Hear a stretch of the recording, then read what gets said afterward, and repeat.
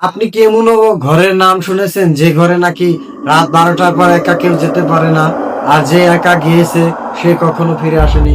শুনেছি ওই গ্রামের মানুষ ওই ঘরে ভূতের আতঙ্কে সারাক্ষণ ভয়ে থাকে।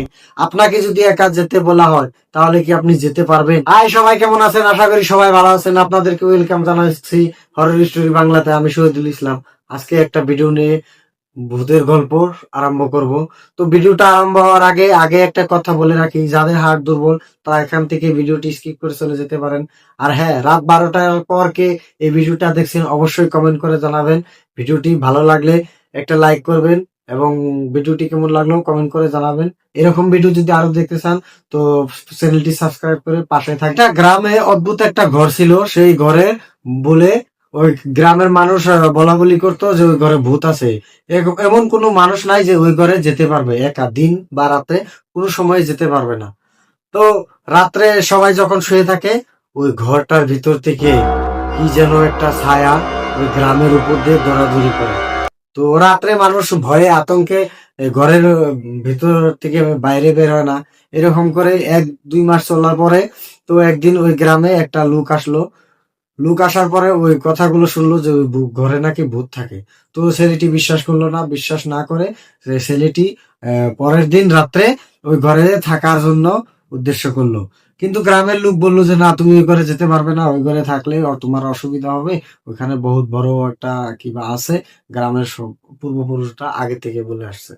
তো লোকটি ওই গ্রামের লোকের কথা না শুনে তো একদিন রাত্রে ঠিক 12টার পর যখন লোকটি গ্রামের থেকে বের হয়ে ধীরে ধীরে ওই গ্রামের দিকে যাচ্ছে, তখন এমন একটা অকস্মাৎ বাতাস শুয়ে আসলো, ঠান্ডা গরম। ছেলেটি তো অল্প প্রথমে ভয় পেল, কিন্তু ভাবলো যে এটা তো তার হাওয়া চলে এসছে, এটা তো কোনো অসুবিধা না। তো পরে ছেলেটি আরো ধীরে ধীরে এগিয়ে যেতে লাগলো।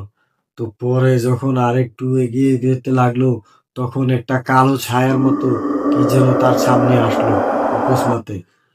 তো লোকটি দেখে ভাবলো যে রাত্রে কিবা সামনে পড়েছে, এটা বড় কথা না।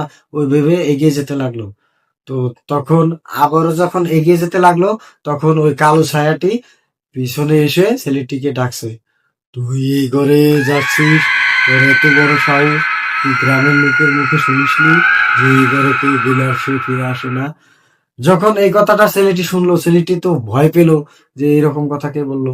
যখন ছেলেটি ভয়ে ভয়ে আর ওর ঘরের কাছাকাছি গেল, তখন ওই পেছন থেকে সাউন্ড আসছে, যে পেছন থেকে ঘরের ভেতর থেকে চারিদিক থেকে একই সাউন্ড আসছে, তুই এখান থেকে চলে যা, তোকে কে আসতে বলেছে? তুই এখান থেকে চলে যা, না হলে কিন্তু তোর বিপদ আছে। তুই আজকে এখান থেকে চলে যা, এক্ষুনি চলে যা। এরকম বলার পরে তো ছেলেটি ওইখানে দাঁড়িয়ে অকস্মাৎ দাঁড়িয়ে রইলো যে কি হলো। তো পরে যখন ছেলেটি যে ঘরের জাপ গুছাবে, এমন একটা মস্ত বড় দানব তার চোখের সামনে পড়ে ছেলেটিকে যখন গলা ধরবে, তখনই ছেলেটি অজ্ঞান হয়ে পড়ে রইলো।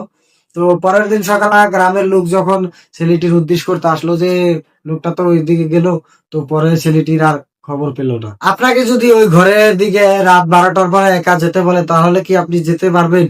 আর গল্পটি কেমন লাগলো অবশ্যই কমেন্ট করে জানাবেন। গল্পটি যদি ভালো লাগে একটা লাইক করে দিবেন। এরকম গল্প যদি ভূতের গল্প যদি আরো শুনতে চান তাহলে চ্যানেলটি সাবস্ক্রাইব করে পাশে থাকবেন। আর পাশে থাকা বেল আইকন প্রেস করে দিবেন, যাতে যাতে আমি ভিডিও আপলোড করার সঙ্গে সঙ্গে আপনি নোটিফিকেশন পেয়ে আমার ভিডিও দেখতে পারেন। তো ভিডিওটি শেষ পর্যন্ত দেখার জন্য আপনাদেরকে অনেক অনেক ধন্যবাদ।